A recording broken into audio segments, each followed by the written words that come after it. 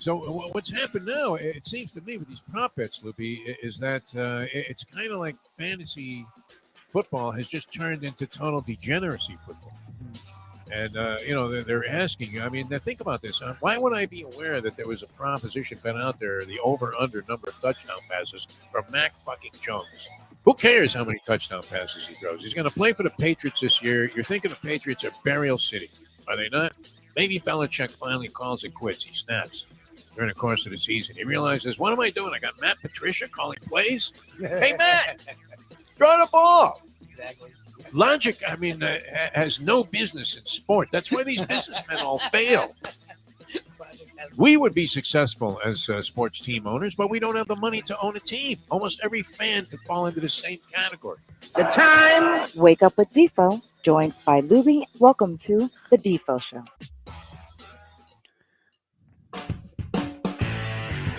I like it. I like it a lot. That's the way to start the day. John Jameson says, good morning. Before we even get the show started, Libby, that's gigantic. Or was that sitting there from like last night? And I just popped in. Oh, very nice. All right. Well, good morning, John. Good to have you on board already. Before we get started here with this edition, the Tuesday edition of the Defo Show, Jeff DeForest, Mike Lubitz here on South Florida Live. Great to be with you, as we'll be with you until 9 o'clock Eastern. Later on today, Mike Mayo has a lunchbox on the road. Do I do it again? I mean, my last two trips to Costa's Greek restaurant here in South Florida, which supposedly, I mean, it's right on the border. I think it's 1 foot in New York, 1 foot in the bayou, the old Tab Benoit song, where you're either in Pompano Beach or Lighthouse Point, depending on which side of the street you're on. It's one of those deals, where it's like raining on one side of the street, but it's not on the other, because that's the way Florida is. Right on the border there, 49th Street off of Federal Highway. Come on out, join us later on today.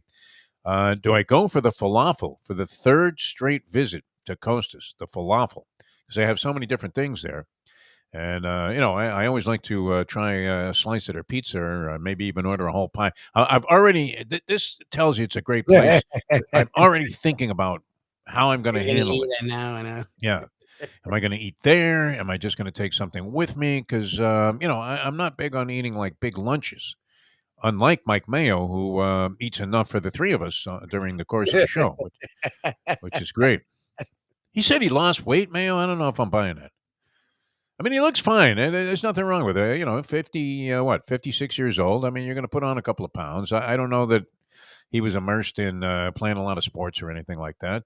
Was Mayo an athlete of any type? He never really seems to mention, No. and no references to, when I played basketball in high school or any of that kind of stuff. And I don't picture him going out and doing a lot of recreational sports at this stage. What do you think, Mike? No, not now. I presume as a youth in New York, he played some kind of sports. He had to be interested in it, right? He became a sports writer out of school when he had many opportunities, right? It was only later on that he turned his attention to being a food critic. Now, naturally, I mean, one of the unfortunate byproducts of the job, I would imagine, is you're going to be eating a lot. You can't help it. He seems to relish the role. But anyway, we'll be on the road. Costa's Greek restaurant, 49th Street. All you have to do if you're in town and you want to come out and meet us there is Federal Highway to 49th Street, North 49th Street. And then you just right off the west side there. You make a left if you're going north, and obviously a right if you're going south. And bingo, it's right there. I mean, as soon as you make that turn on 49th Street, you are at Costa's. And nice freestanding restaurant with plenty of room. Come on out. Great food. I'm hoping Jim Sarnia will join us out there. What do you think? Sarnia makes it out there, an appearance? Because he's got the stats that we need to work off on this program. I mean, you're talking about some serious numerology. 13-3. How about that, the overs? That's still mystifying to me. 13-3. We really have to get a hold of. When is Mark Lawrence going to return to the show? During the regular football season? Next week? The last, I think so. Because you have college football coming up, like what? Yeah, this Saturday? Before the preseason ended. And then it's next Saturday. It's not this Saturday, it's next Saturday. It's 2 weeks. Next Saturday, yeah. So college football, yeah. So All next right, Friday, I'd like to have him on, heading into college football, and then the week before the NFL to do a primer.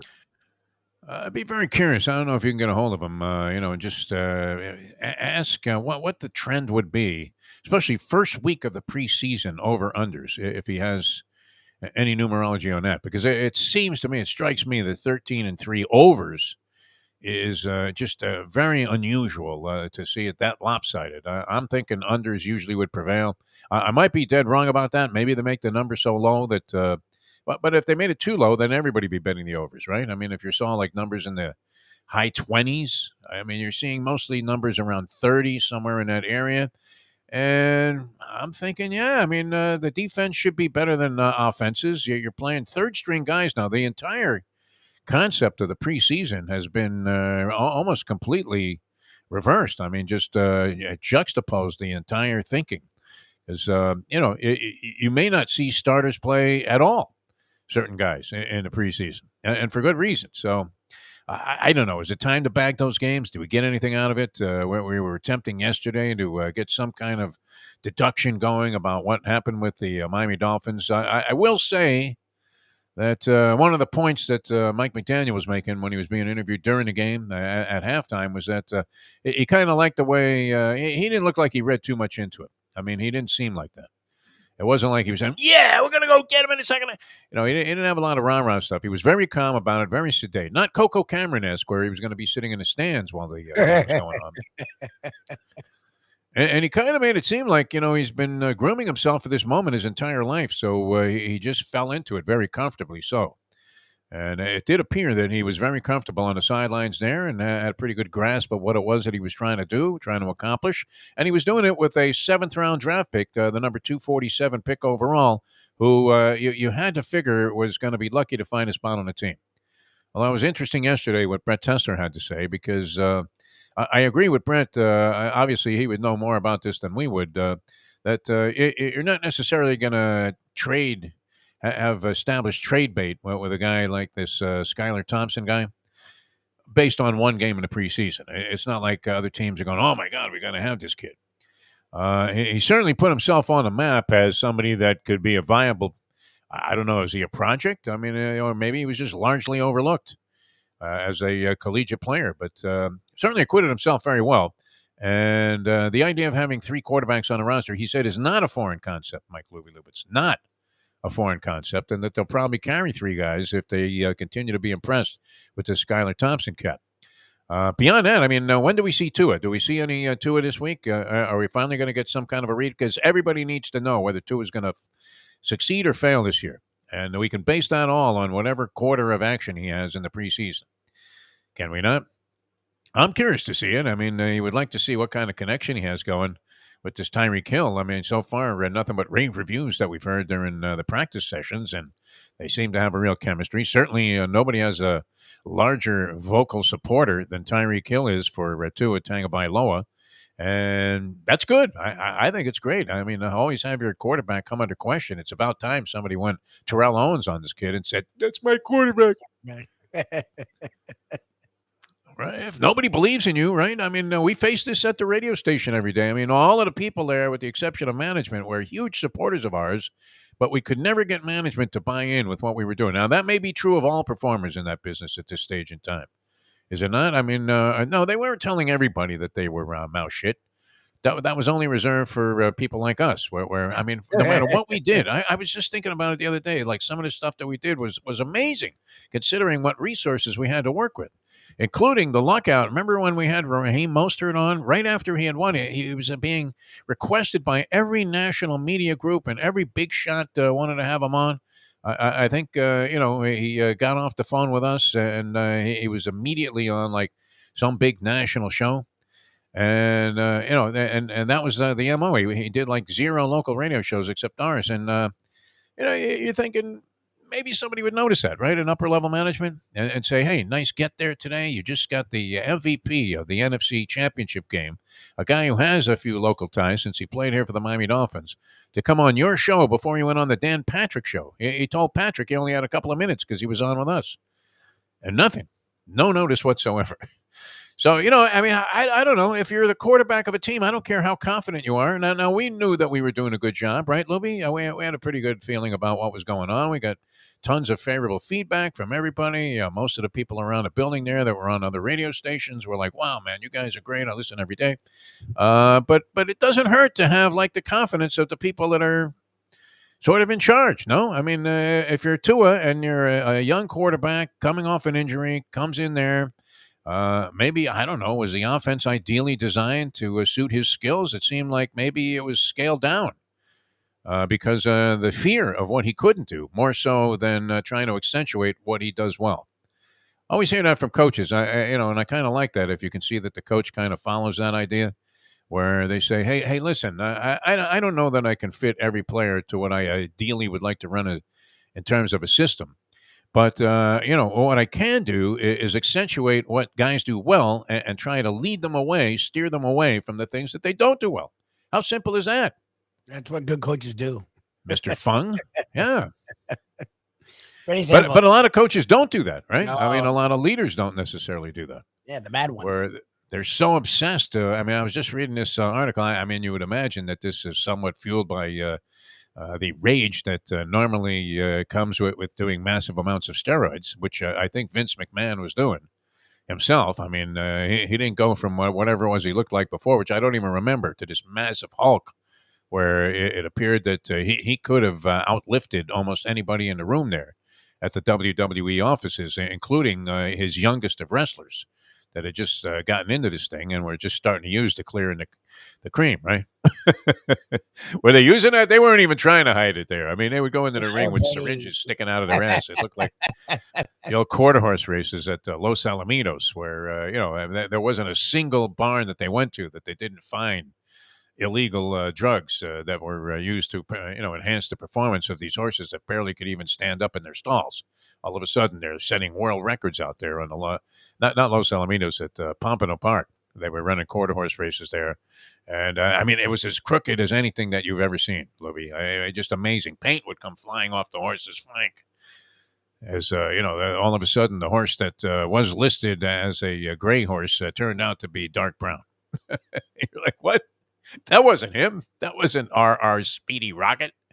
That was another horse. Come on. You got to be kidding me. I mean, they didn't even try to hide it. And that's pretty much the thing with McMahon. But, wow, I mean, you talk about a guy that supposedly was, I mean, you could picture this, right? That he was a real hard-on to work for. Yeah. There's a guy that just came out with some kind of WWE, I don't know if it's an expose, but it's his stories. And he was a script writer for McMahon, which speaks volumes, about the legitimacy of the sport and the characterization of it, and putting it in the sports department. Does it qualify? I mean, professional wrestling. There are people that still believe it's real, but there are people that don't want to get into it. We were just talking about it before the show, but there are people that still believe that Donald Trump is honestly about the whole idea of trying to make the country great again. Definitely, that it has nothing to do with him. Nothing. Usually, if you find yourself in like a half a dozen legal jackpots, it's them, not me. one. I mean, it's just all different types of stuff, right? In Georgia, he's on the phone telling somebody, "Hey, can you fix the election for me? I was short 11,000 votes. Can you find them? Come on, Mac, do me a favor, huh?" I just love that sentence. Can you find them? Like, literally, the response was like, "What do you mean?" Like, even they were like, "What are you talking about? Find them." This was a Republican guy too. I mean, should have been happy to help out old Donnie. No, you can't just find vote, because that's the thing is, like, if you're gonna pull a move, there's got to be a viable one. Like, you can't something. Just find him. This is a guy that's howling about voter fraud, and he's calling a guy telling him to go find him 11,000 votes so he can carry the state of Georgia. Unbelievable. And that's just one of like a zillion jackpots. The question that isn't being answered on this other stuff is, why the hell did he take these documents home? Exactly why. He was screaming about how Hillary had done a disservice to the country and jeopardized our national security because she had on her private sender or whatever, her private computer base, these documents. And she, that was his whole campaign was, what? She did that. Lock her up. Throw her in jail. Yeah. Now, all of a sudden, it's like, oh, my God, can you believe what they're doing, this Gestapo? But where's the answer to the question, what the fuck were you doing with these things in the first place? What? They don't know. What did you need them for? I mean, what were these documents doing at the guy's house? Is it common? Does every president take a bunch of these things home? I don't think so.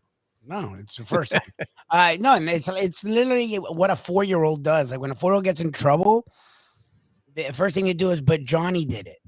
Yeah. Like it's always about Blame it on the dead guy. It's Yeah. always about deflecting. That's not something an adult does. Adult owns Yeah. up to their actions and accepts it.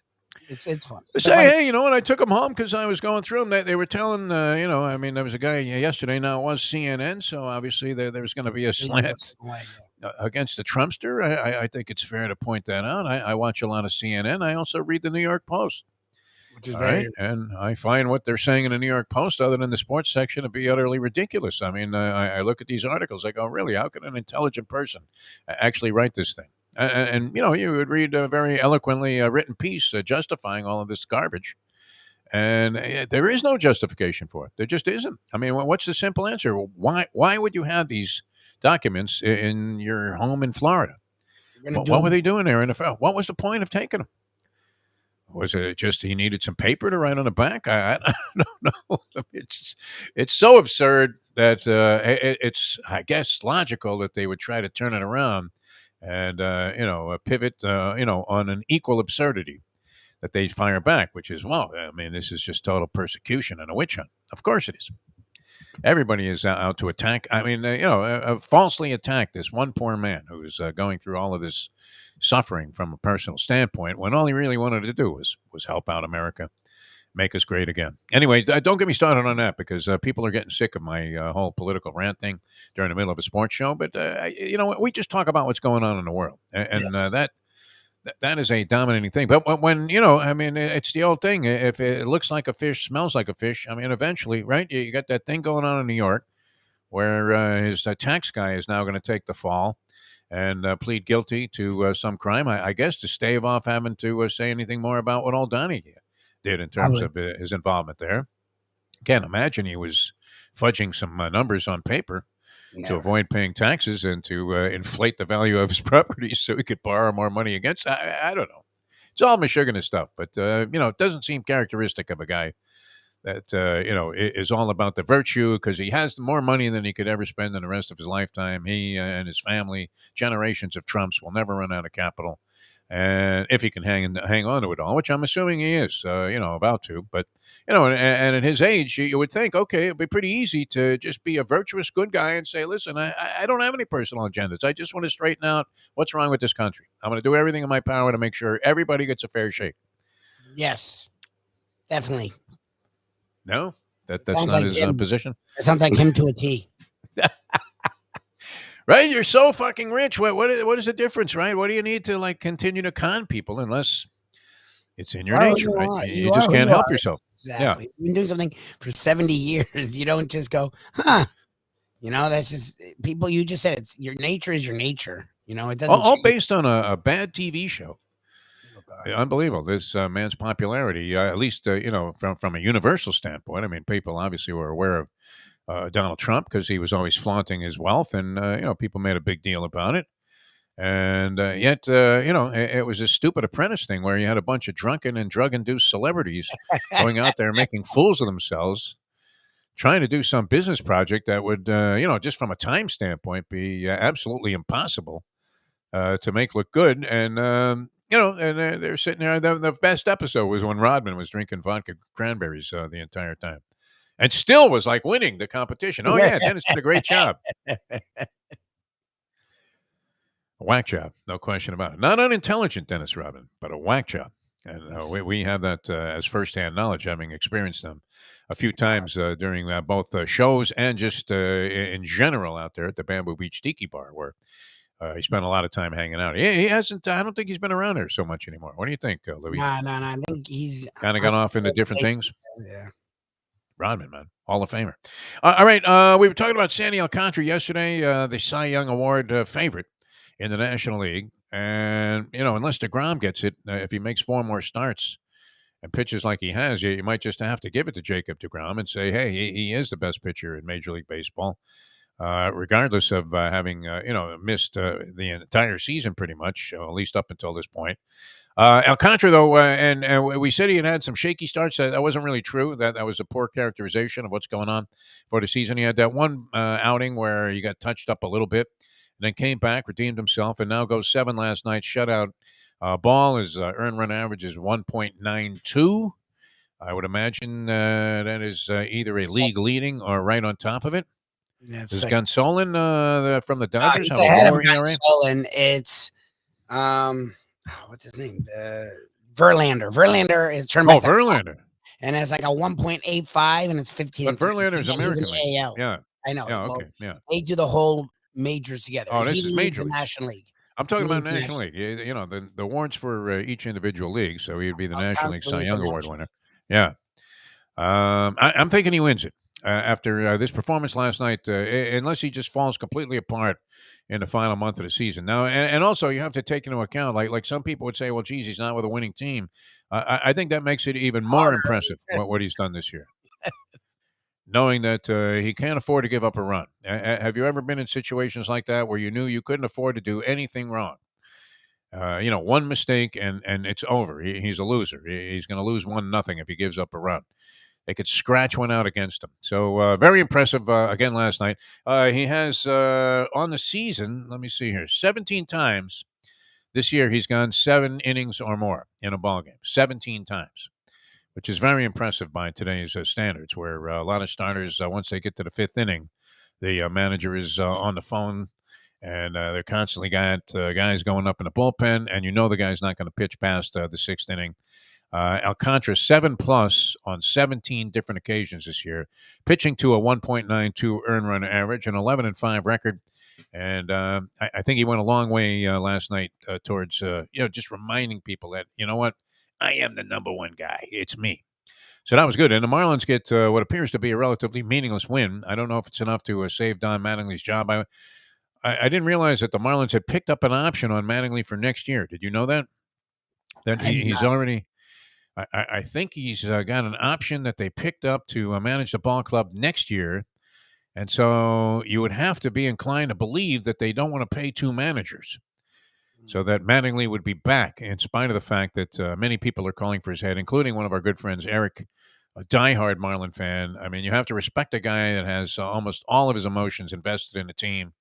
And, I don't know that he's not seeing things clearly. Many people feel the same way, that Mattingly has been an ineffective manager. But you just have to ask yourself, well, what does he have to manage? I mean, the Marlins have hit, I think, some anemic number. They were saying during the ball game last night, 20-something home runs in their home ballpark this year as a team. They don't have a guy that hit 20 home runs. Their highest home run total in their home park is Jesus Aguilar, who's having an off year with the bat because he's usually good for a very solid, hard-hitting 275, 280. And he's been hitting around 240 this year, seems to be striking out in a lot of big spots. He is the team leader in home runs at Lone Depot Stadium or Lone Depot Park. And he has 6. That's it. Imagine that. I mean, that's ridiculous. Do they need to do something to juice this up? Because I think that adds to the overall boredom of watching Marlin games, especially when they're home. And I just counted myself, but I don't know the exact number. But I think it's been 15 games since they've scored over 3 runs in this baseball, where teams are all they want to do is hit in games and score over 3 runs, at least. They bring guys up there that are really, imposing almost no threat. If you're the opposition, I don't know. I mean, they bring everybody into the infield. They seem to pose no threat of A, going deep, and B, hitting consistently. There's nobody in that lineup that scares you in the Marlins lineup. J.J. Bleday is now in the big club. He's hitting 213. He's had a couple of extra base hits, but too soon to make any kind of a judgment on where he's going to be. Hopefully he'll do well. But I mean, and there's nothing in it. We were talking about, and Miggy had a big ball game last night. Miggy Rojas looked great. He had 3 hits in a ball game. He had a real heads-up play there where, is it Prosper, the outfielder, Profar, something like that? Profar, yeah. Prosper is the place where you can hawk your jewelry. I don't know why that was on my mind. Former newscaster here, a very distinguished newscaster, is now hawking this pawn shop, this online pawn shop, Prosper. Profar, and he leads off for San Diego in spite of the fact that he's hitting 250 and they have this dynamite lineup of hitters, although without Fernando Tatis Jr., who is, won't be seeing him around here anymore. He's like doing a bigger disappearing act than Jimmy Garoppolo apparently did during the offseason when he was with the 49ers. Maybe another reason why old Jimmy G wasn't in great favor with the 49ers. Coaches hate that, don't they? A guy who's aloof to the meaning, the depth, the importance, the critical nature of the off-season conditioning and mental programs that they have for professional football. It's a year-round job, Lubie. It's just something you should take lightly. There you go. Apparently, Garoppolo would disappear and not even be in contact with the 49ers front office. This was stipulated. I don't know this for fact, but stipulated by somebody from inside the organization that even after he signed that $100-and-something million extension, they couldn't find him with a search warrant. They literally, they needed Merrick Garland to, get involved here to find this guy. He didn't return calls, texts, nothing. Certainly wasn't around the training camp there trying to influence other players into having that winning attitude. And they didn't care for that, huh? That wasn't good. Next thing you know, they drafted a guy that this kid, Lance, showed that he was ready to roll. I'm not sure. Yeah. From Jimmy G. And that actually, I didn't realize that part where in the offseason he did his own I just saw that today. That was a new revelation. Yeah. Teams hate that. You imagine? Yeah. They hate that. Oh, my God. You got to be working together. They can do everything behind the scenes. They're allowed to do what they want. But you as a player have to be on board. Well, you would think a quarterback for a team that just signed a $130 million contract, if they called him and said, hey, Jimmy, you want to come to the barbecue? Assistant GM is leaving. He's going to another club. He would at least return a call, no? Yes. I mean, it doesn't always have to be business related, but, and I'm not sure, all of this business about, I guess, it was interesting yesterday. Brett Tesser was saying that he watches time and marks time that his clients are in games in the preseason and will watch the play, 10, 20 times as if he was Ron Jaworski there on NFL Matchup, Gillette NFL Matchup, where, breaking down film and this and that and all kinds of X's and O's, because it's important, for him to maybe have a chance to advance his clients' chances or opportunities with other clubs. If indeed they're not going to make the team that they're on, he can go, okay, week 2 preseason, turn to the second quarter there, 15 minutes in, bingo, watch this play. Yeah. Tell me you don't want to sign this guy. Exactly. So I don't know. I mean, should quarterbacks be engrossed in some form of film study or, working with, you see quarterbacks that get together with their receivers at some out-of-town location, and they're on some high school field in Waco, Texas, throwing the ball around, just getting the chemistry going. If you're a fan, you kind of appreciate that approach, do you not? As opposed to, you can't find a guy. You could send out the Secret Service, and they still wouldn't be able to locate Jimmy Garoppolo, who, you would think would stand out since he's a good-looking kid and just happens to be, a quarterback that achieved all kinds of acclaim when he was both with the Patriots, a high-profile team, and then the 49ers, a team that was in the Super Bowl a couple of years ago. Yep. And he was there with them, guiding their forces. Yeah. Took them to the NFC Championship game this year with a bum arm. Yeah, this past year. Unbelievable. Mm-hmm. Anyway, so he is not met with the greatest of favor.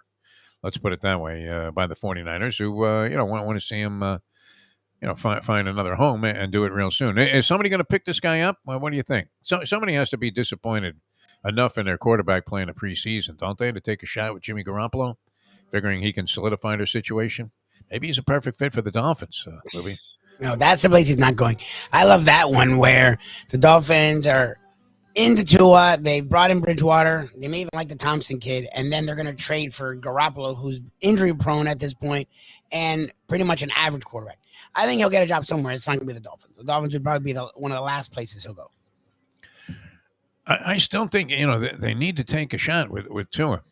I believe this. If Tua fails and, doesn't look good this year, I'm okay with that. I think they have enough of an investment of time and, the concept that, they can find people around him that'll make, accentuate what he does well.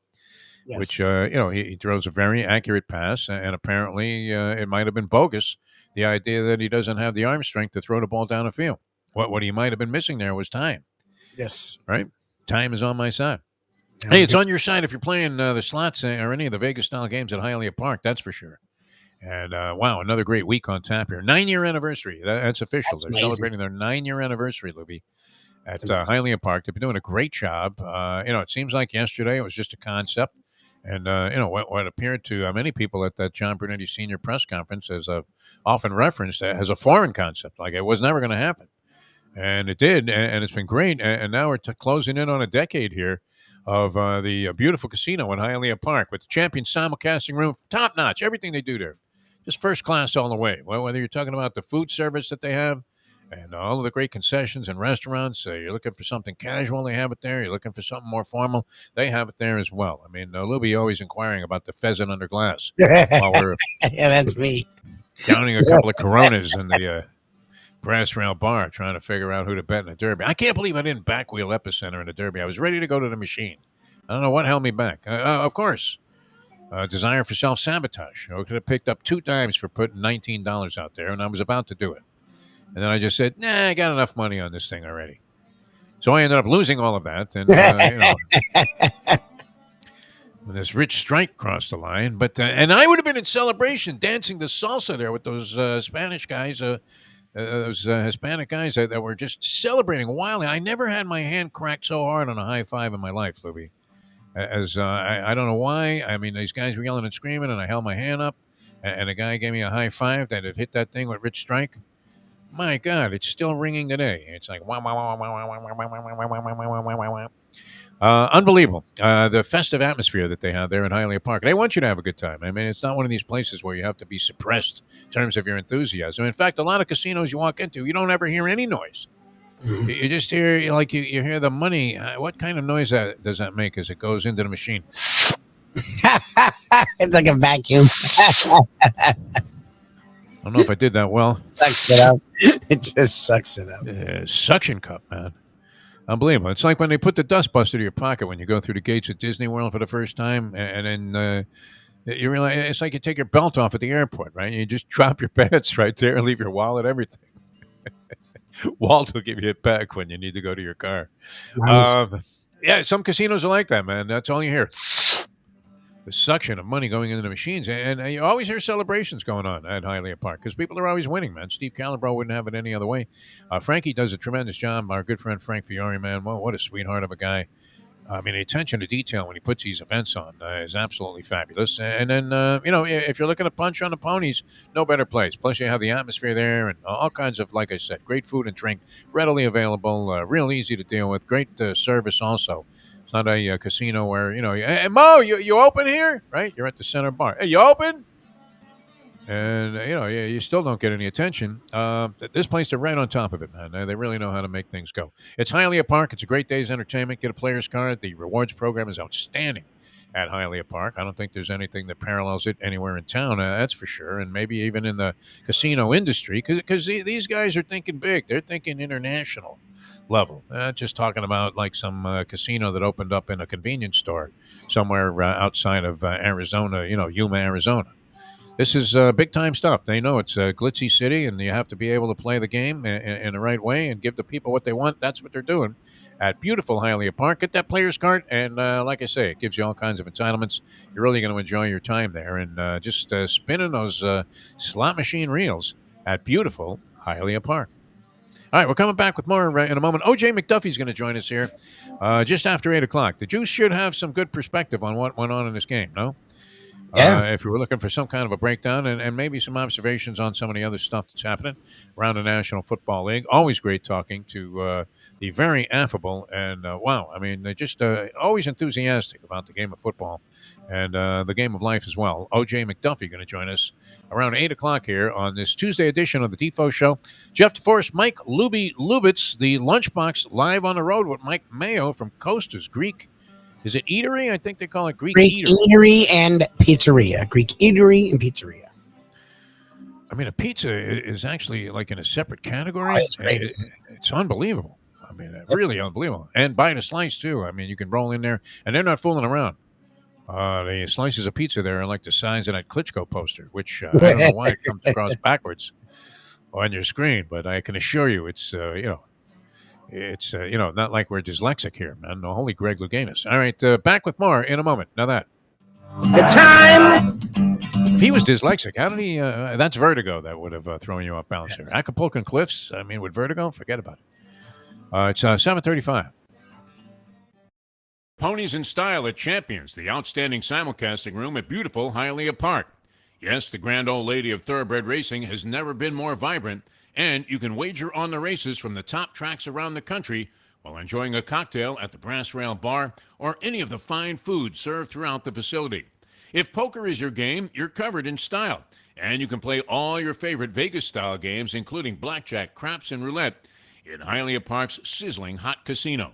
Get a player's card when you walk through the door for all kinds of generous amenities, including our favorite, free play, when you come out to the ultimate casino and entertainment destination, Hialeah Park. Hey folks, Tony Segreto here. You know, since day one, Catholic Health Services has been part of Old School. And since we've started letting people know about them, it's changed their lives. You see, Catholic Health Services, while being recognized as one of the top places for stroke rehab in the country, it's also about a group of people who not just excel in what they do, from the doctors to the nurses to the therapists, on and on and on. It's how they do what they do every single day that separates them from the pack. They do it with a passion, unmatched, and the inclusion of family in every step of the process.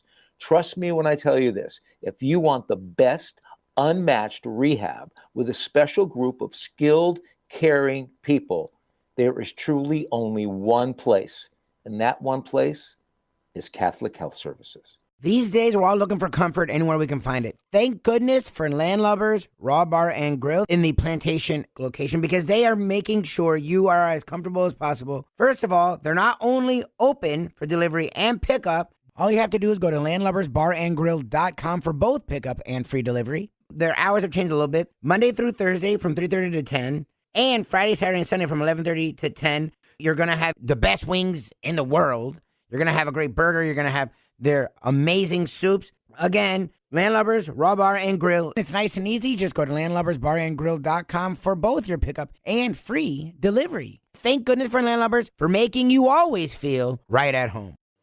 Hear me. I am your new president. From this day on, the official language of San Marcos will be Swedish. Silence. In addition to that, all citizens will be required to change their underwear every half hour. Underwear will be worn on the outside so we can check. Furthermore, all children under 16 years old are now 16 years old. What's the Spanish word for straitjacket? Power has driven him mad. Welcome back to the Defo Show. I'm Ron DeSantis, and I approve this message.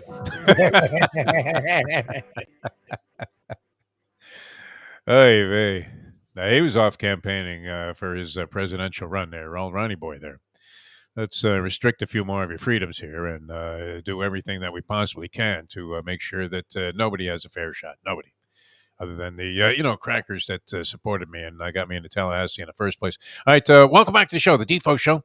Jeff DeForest, Mike Lubitz, very happy to be with you. Firing managers in the middle of the year, Major League Baseball. It happens. I think there have been 4 managers dumped during the course of the season so far.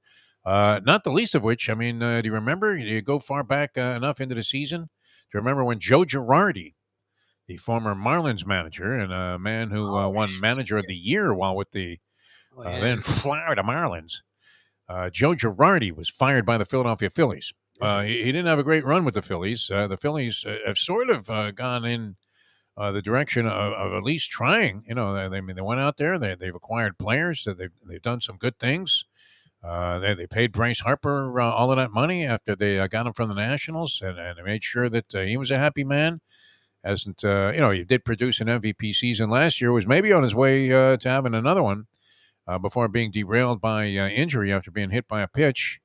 But Girardi was not particularly effective as a Phillies manager, 132 and 141 during like 3+ seasons as the Phillies manager, Joe Girardi. They dumped him after a short period of time, and it's accounted for a remarkable turnaround. That happens, from time to time. I don't know if this is necessarily attributable to Girardi, because there would be people out in our audience that think the manager, it's funny because a lot of people will say, well, the manager doesn't make any difference anyway. All right? And then there's the standard baseball theory that, and I don't know exactly how this was extrapolated, but the standard baseball theory was a real good manager can make a difference of like 5 wins per season. What would that be? Wins above replacement? But like a really good manager will win you an extra 5 games a year. A really bad manager will lose you an extra 5 games a year, and that's about it. That's really the meaning of the whole leadership role. There is it really can't account for much in terms of actual tangible wins and losses or impact on the standings. See, that's insane. Then, yeah. Then that like how and baseball people say that. So then how can you say that and then say the manager matters? That's 3% of the games.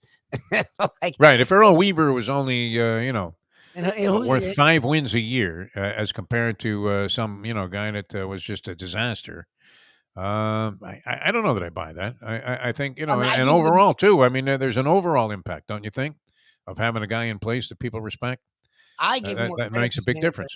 Than that, I just think it's interesting that if baseball people say that, then they're admitting the manager doesn't matter, and that's weird to me. Like, the manager should matter more than that.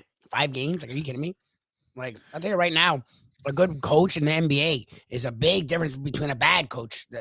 We've seen Eric Spoelstra do some magic with some weirdo teams for the Miami Heat. Yeah, we saw Riley do the same thing. Like in football, put it this way: like a really good Brian Flores did some stuff with some teams that were supposed to win 0 games. So that alone is 5 games out of a 16-game season. So that's a weird sentiment. Like that's pretty much meaning, our managers mean nothing. Couldn't Flores have been, I mean, obviously they got off to horrendous starts. I mean, the first year that Flores was coaching a team, that was by, no fault of his that they get off to an horrendous start. They had a horrible team. And they had an even worse team when he won 5 of 9 games. I thought he was a candidate for coach of the year that year, no? If you were going to talk about a coach making a difference, you have a team that should be as downtrodden as any.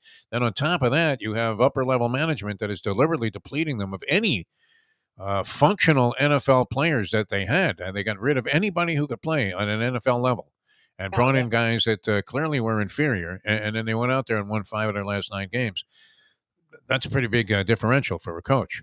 I don't know. I mean, managers that make a difference, underrated as a game manager, what was Tommy Lasorda, believe it or not. Yeah, he was great. Because he was known for, his hyperbolic bluster about the game of baseball and his love of the Dodgers and all the celebrities and having a meatball with Sinatra in the locker room afterwards in a clubhouse, which was all legit. I mean, he did all of that stuff. It was great. And he did kind of create a feeling of warmth around the managerial office, even though he could be very, as we've seen, although he seems to be changing, where, we were always referring to Mike Mayo as the irascible Mike Mayo. And, he does tend to be a little bit irascible. But do you find that he's lightening up a little bit? What do you think, Lubie, with the success of his show? Yeah, with us, he's been a lot more. Yeah, he's not as much of a grump, yeah. He's not as much a grump. That's 100% true. He's happier, but he's also a lot less, neurotic and anxious. It feels like he's accepting things and he's enjoying life a little more. That is the feeling I get from him. Maybe it's all the sandwiches. He seems to like sandwiches. So how he got his mouth around that thing that Tanazzini cooked up there, that muffaletta. I've never seen anything like that. Have you? I mean, that's one of those things that you would see maybe in the window of some sandwich shop, preserved in plastic, or actually made out of plastic. I mean, that looked like that. Where was the place? I mean, Andy would probably remember. Where was the place they had like the plastic plate of spaghetti? It was a New York, like Italian, I think kind of cheesy, like chain of restaurants. And they had this plastic plate of spaghetti that, I used to look at and go, oh, my God, man. And that, unfortunately, is indicative of what the actual food is like. Yeah, exactly. It's not plastic. That's the real food. That thing was out of a circus, that sandwich. And Mayo somehow managed to grab it with 2 hands. And did you notice? And he did a lean in, and at least he was leaning over. But did you notice around his place there that there was like nothing but food on the floor? Anyway, I bring this up because sometimes you can misread somebody, based on those kind of, the vibe that they give off. And Lasorda could be irascible also, but he was underrated as a game day manager. He actually was a very effective manager, and had some good instincts. Managed to put people in, at times where you're saying, "What? You're going to throw Rick Monday out there in center field?" It was that sort of thing with Tommy Lasorda. He would come up with some good instinctive moves. I don't know. I mean, if you don't have the pieces to work with, what can you really do as the leader of a ball club? We saw Brian Flores, an amazing too. I mean, they start out 1-7, and he goes out and wins 8 out of 9, which wasn't like they gifted him with some team that was destined to make it to the Super Bowl last year. That was fairly impressive. So we'll see. There does seem to be a different vibe around the team. Maybe we can pick up some of that from OJ McDuffie. There's always optimism though. At this stage, you don't get the feeling though that the Dolphins necessarily whiffed on this one, and one of the reasons that this move probably will turn out to be brilliant with Mike McDaniel is because it wasn't what they wanted to do. Exactly, that's why he was like the fourth guy they wanted. Like Brian Dable pretty much said no to him. They wanted Peyton. Sean Payton. I mean, they were on the hook for this whole tampering thing because they were talking to Sean Payton while he was still coaching the Saints. They wanted Payton for 2 years. I think they went after someone else, and that didn't work out. They definitely wanted Dable, but they didn't offer him because they were trying to wait on a big name. Yeah, McDaniel's like the fourth guy, so it might actually work.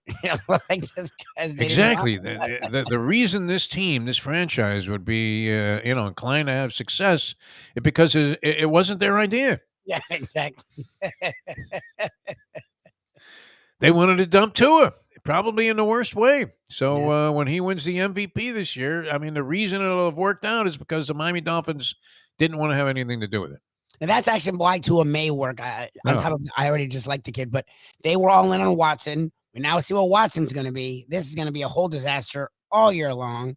Yeah. Tua's a consummate pro who they didn't want, so he might work out with the coach they didn't want, so they might work out like gangbusters. What did Alvin Kamara do? Did he shoot some guy in a bar? He got in a fight in Las Vegas. He's supposed to be facing a 6-game suspension. I don't know if they levied that suspension yet. I think they have to wait for the resolution of whatever the legal status is right now of his case. I think he has like more hearings coming up or something. But now your man Adam Schefter is reporting that Kamara, and this would impact your team that you see as the sleeper team to win the Super Bowl. Lubie's sleeper team to win the Super Bowl is the New Orleans Saints, my friends. Yes. With a new head coach and with a reinvigorated and rehabilitated Jameis Winston. Rehabilitated in many ways, right? No longer is he the clown show that he was with the Tampa Bay Buccaneers. He looked like he had really straightened himself out. I mean, this guy, did you see this little piece? I remember talking about it because I was overwhelmingly impressed. Unless this guy is a complete fraud, which I don't believe him to be. He had made a metamorphosis as a human being in terms of his focus on what it would take to actually fulfill the potential that a lot of people saw for him as a quarterback in the pros. He really seemed to be in just a great place mentally before his injury. And he was performing as if he had found kind of a new way of going about his business. Yeah. I mean, and maybe that was attributable to Sean Payton. Maybe that would have been the move, a brilliant move to have. Sean Payton influenced Tua. But they wanted to get rid of Tua also. That's the one thing that really gives me rise for hope, though. I mean, if you've been watching this franchise over the last 20-plus years, you talk about fueled by self-sabotage. Yes. That's true. Your Miami Dolphins. That should be on the billboard. Miami Dolphins, fueled by self-sabotage. We know we have the tools to succeed, but we're going to find a way to fuck it up. Some teams get the most out of what they have, even if it's very little, and a lot of teams just get nothing out of whatever it is that they put out there. And that's been the Dolphins over the last 20 years. So we'll see what happens. Now, what is the MO for preseason game number 2, Lubie? Starters? What happens in preseason game number 2? The Dolphins here in town will be taking on the Las Vegas Raiders. Now, the Raiders, they have, 2 games under their belt already? Did they play in the Hall of Fame game? Yeah. Wow. They played the Jags, remember? Oh, that's right. And the Jags fell on their face again after giving rise to hope that maybe the Greek was going to hit with his Jaguars. The professor turned out to be absolutely right. They're horrible. And they spit the bit after being up like 13-3 in their preseason game.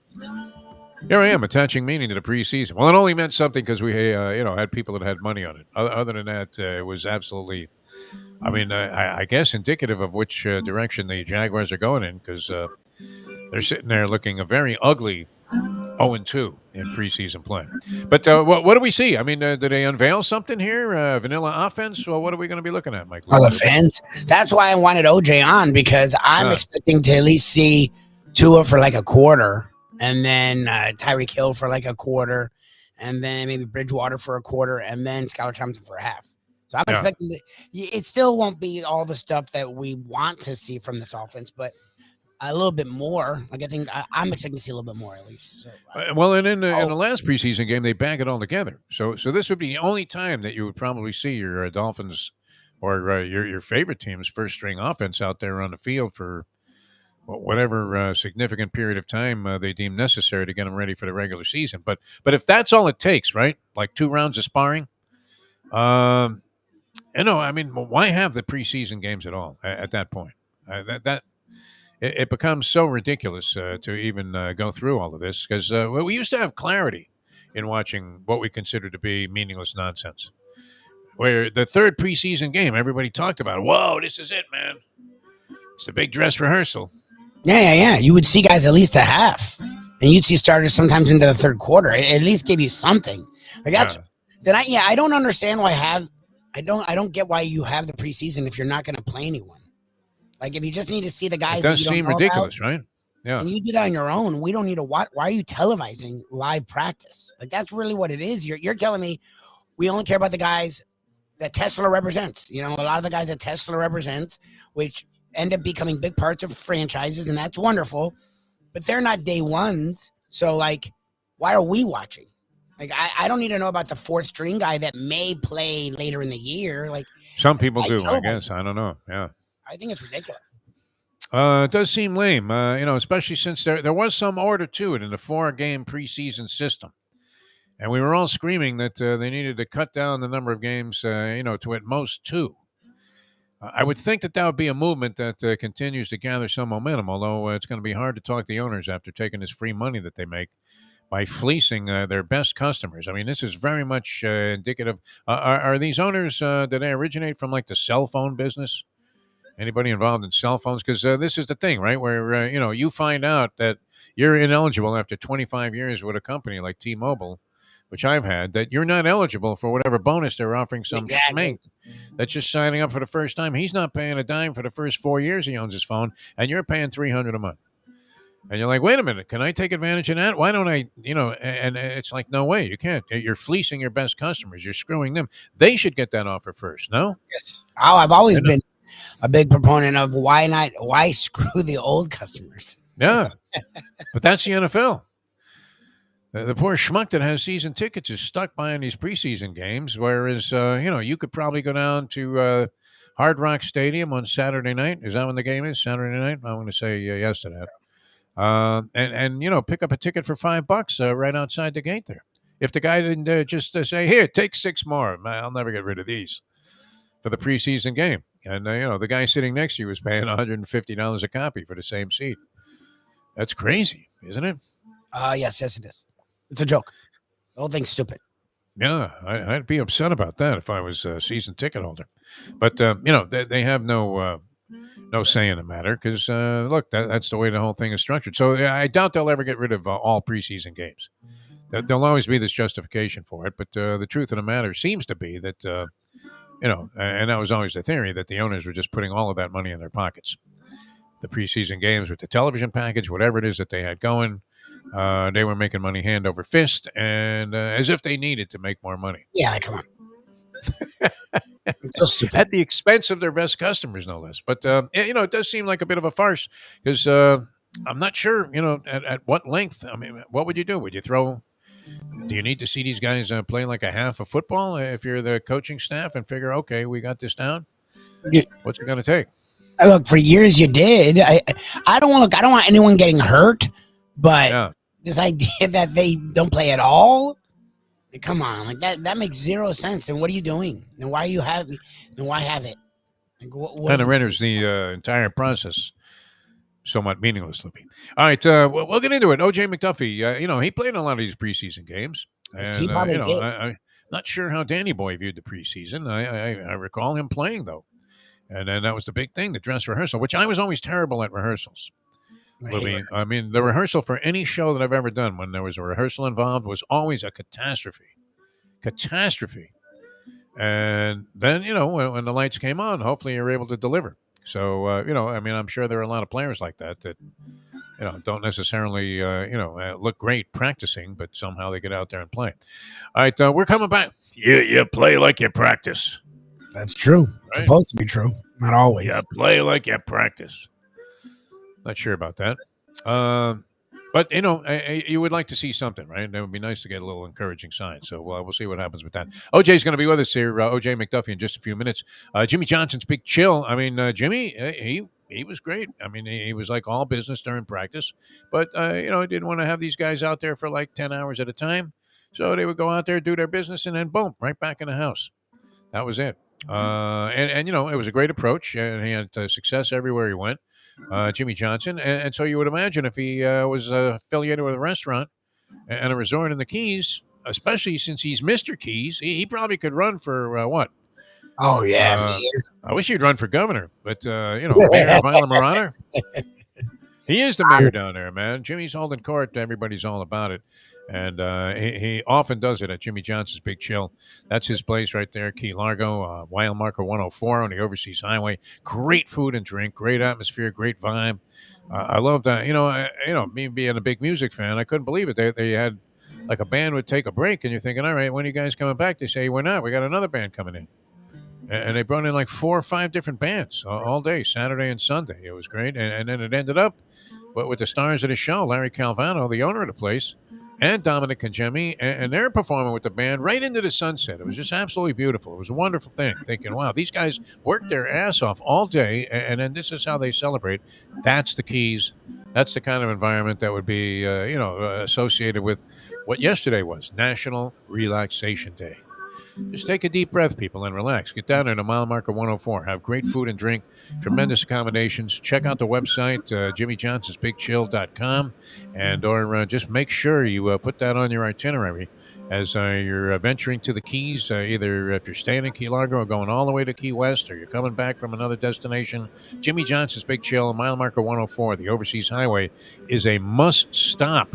I mean, this is really one of the premium destinations anywhere in all of the Keys. Jimmy Johnson's Big Chill. All right, we're coming back with more in a moment here. O.J. McDuffie going to join us here on the show, get some insight into what's happening around the National Football League. Take you up until 9 o'clock on this Tuesday. Jeff DeForest, Mike Lubie Lubitz on South Florida Live. And back with more in a moment. Now that. 7:58. Folks, Tony Segreto here. Let me ask you a question. What do you look for when you go out to eat? Good food, obviously, friendly atmosphere, not too loud, but good energy, reasonable prices, and a place where you feel comfortable. All those ingredients, no pun meant there, are hard to find unless you're talking about the Texas Roadhouse. You see, they encompass all of those attributes. Really, really good food, amazing atmosphere, good for a family, good for a date, or just a night out for yourself, and prices that will make you extremely happy. Their ribs, unmatched. Steaks, hand-cut every day. Everything, and I mean everything, is made on site, including their incredible bread.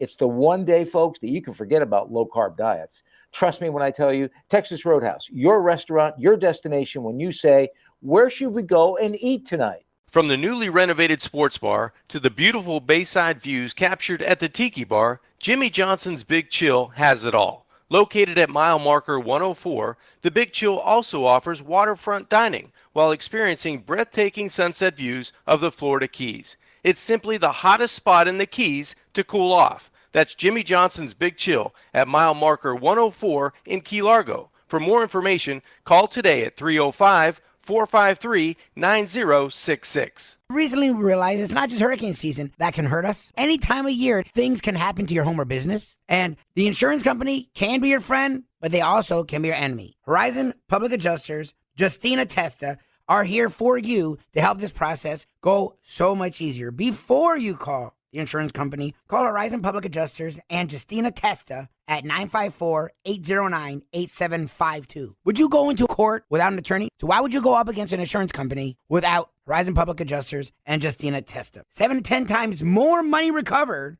with a public adjuster than if you went on your own. If there's no recovery, there's no fee. Give them a call at 954-809-8752. Why go up against insurance companies alone when you can have Horizon Public Adjusters and Justina Testa on your side? Don't gamble in anger. She hit the daily. Very calm. Think it through. If you need a little help, don't gamble in anger. I get a panic phone call, and he says, "Do you have any extra cash?" I go, "Yeah, I brought money with me to Atlantic City." He goes, "Well, I can't get any more out of the card because the Mustang went wild and emptied the daily allotment of cash." Double nickels, man. She went for a nickel on her card and a nickel on mine. The best way to kick off your day is with Defo plus Lubie. We now return to the Defo Show. Welcome back to the show, the Defo Show, on this Tuesday here on South Florida Live. Great to be with you. Jeff DeForest, Mike Lubie Lubitz, and it's always a pleasure to have this gentleman with us. And this will help restore some sanity and some rationale to the program here, because we tend to spend in this sportscasting business endless hours telling you not to get involved and have no reaction whatsoever to the preseason, that it's completely meaningless and it's a joke and a waste of time. And then we spend the next 4 hours dissecting every play that took place in the fourth quarter of the first preseason game. So now here's a guy that can actually make some sense out of it for us. And it seems like, the entire philosophy and mentality, the approach to preseason has changed dramatically. We welcome to the show the great one himself, Mr. O.J. McDuffie. Started at Penn State, started here with the Miami Dolphins, and now a big star on all levels of media and just a great all-around American. O.J., how are you, my friend? Good morning. Good morning. How you guys doing today? Good morning, sir. We're doing all right. We're a little confused because, there used to be order to the chaos of preseason, at least now that you're involved in the media, the coverage standpoint. And everybody would say, well, you know what? Going to get like 6 snaps out of your starters the first week. Second game, they might play a quarter. Maybe even they might take a series into the second quarter. Third game, no, wow, that's the dress rehearsal. That's when everybody's got to kind of be fine-tuned and ready to go. And we're going to play this game, go out there, trying to establish that winning attitude and go out there trying to win a ball game. But we don't have that anymore. I mean, what was week one? I mean, what did that represent to you, O.J. McDuffie? Not just with the Dolphins, but around the league. I mean, did we see anything of any particular significance in the first week of the preseason? No, not at all. I mean, I think. Oh, really? All right. Cool. I thought you might say something about Pittsburgh and their quarterbacks. I don't know. I was trying to find something there. I don't. You know what, people? I'm at the point now where I don't care about any other team other than ours now. You know what I mean? I'm not in any fantasy leagues or anything like that, man. Because I'm such a homer for the Dolphins. I always, my whole team is Dolphined out. You know how that's worked out in the last couple decades. So. Yeah, I didn't. I think the best thing the Dolphins did was the workouts the Bucs last Wednesday and Thursday were better than anything they could have done in a game. I think seeing the ones versus ones and our ones versus Tom Brady and whatever else is going on in the fields that's the best work we can get. And so with that being said, there's no need for those guys to even think about chopping it up, Saturday night.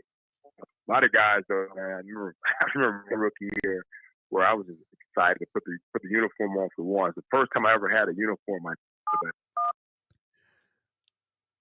first and foremost, Yeah. And then, and I was just excited actually just to get out there and play some NFL football. But for most of those guys, our starters, what I was surprised about last week, and I don't know if you guys were surprised, that Waddle didn't play at all. Yeah, I guess you would think this was a little important. I mean, they're like more than half the league seems to just not want to get anybody out there and expose them to the possibility of being hurt. And then there are other teams, that played their starters, and we actually saw Zach Wilson get hurt in the ballgame. Yeah, and what's crazy about the Zach Wilson situation is they got the same situation offensively, pretty much defensively in New York that they've always had. you think for us with a new head coach, a new offensive system, that our offense would go out there and get some work with the starters for a little bit. But man, I guess I'm glad we didn't, considering what's happened to some of the other teams, and obviously what happened to Trill out there.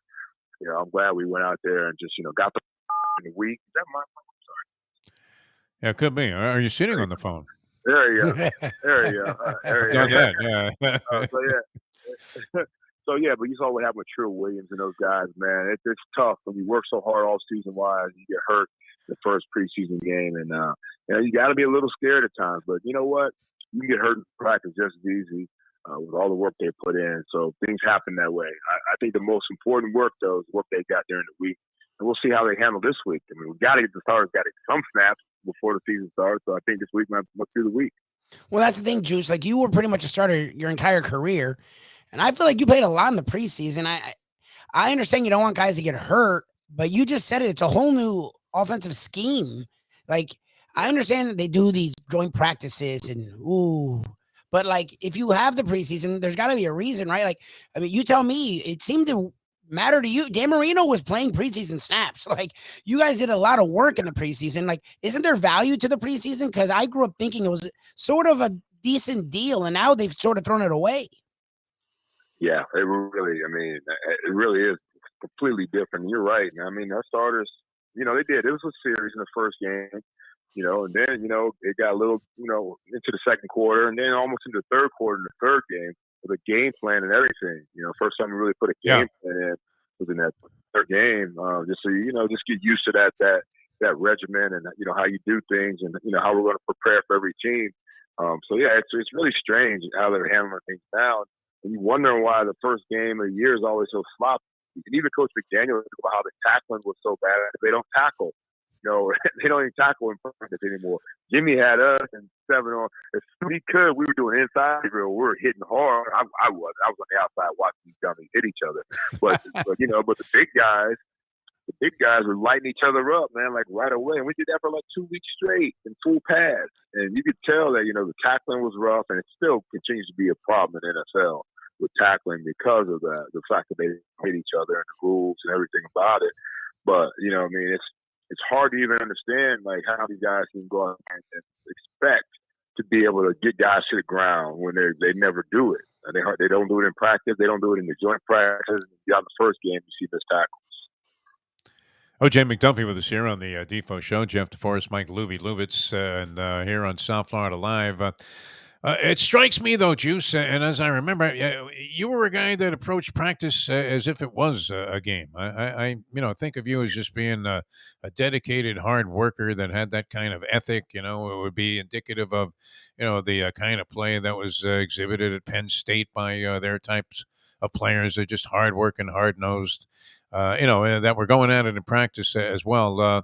It does seem like that whole approach has changed, though. I mean, is it just because, the players' union finally stepped up and said, hey, we're tired of this Marquis Desaad stuff, that they don't punish each other as much? Because I would say, what your observation is great about, the opening week of the regular season, very sloppy play. In fact, there are degenerate gamblers that don't even want to bet now the first 4 weeks of the regular season, because that kind of is the preseason now. Do you find that to be the case, that the approach to practice has just changed dramatically, and that now we're seeing things in the regular season that we used to see ironed out in the preseason?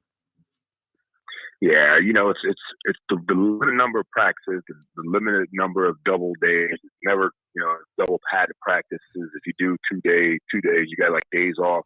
The NFLPA has definitely, stepped up for the players. What have they done for the game, in my opinion?